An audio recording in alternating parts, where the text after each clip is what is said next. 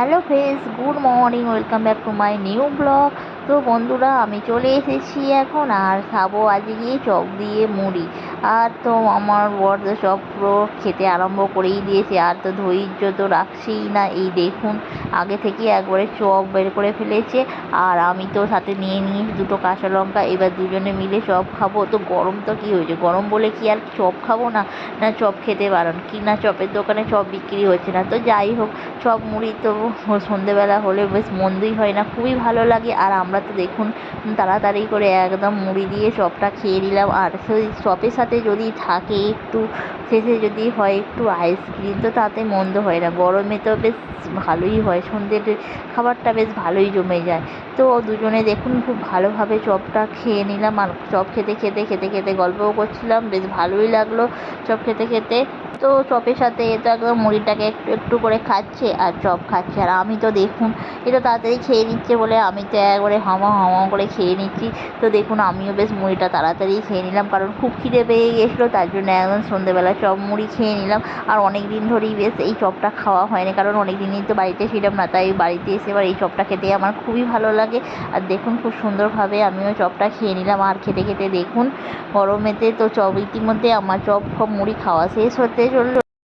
আর গরমে তো আমি তো বেশ মজা করেই খাচ্ছিলাম চপটা, আর বেশি তো বাকি নেই, চপটা তো খেয়েই ফেললাম।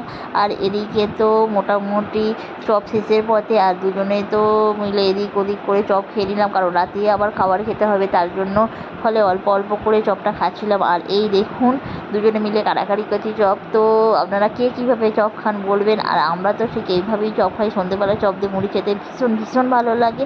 আর তো সাথে তো কিছু নেই, অন্যদিন তো নেই, একটু পেঁয়াজ লঙ্কা ওর সাথে ঝুরি ভাজা বা চানাচুর এইসবগুলো ভালো করে চাট করে খাই, কিন্তু আজকে তো কিছুই নিলাম না, শুধু চপের সাথে মুড়ি খেতে বেশ ভালোই লাগলো। তো চপটা শেষের পথে, আর দেখুন মুড়ি তো আমরা অল্পই নিয়েছিলাম, আর মুড়িটা তো খেয়ে নিলাম। আর দেখুন চপ আছে, তো লাস্টে দুজনে মিলে চপটা খেয়ে নিলাম। আর খাওয়া দাওয়া হয়ে যাওয়ার পর একটু রেস্ট নিয়ে নিলাম, রেস্ট নিয়ে একদম আইসক্রিম খাবো বলে রেডি হচ্ছিলাম। তো আইসক্রিম আনা হয়েছিল ম্যাঙ্গো স্টিকের আইসক্রিম।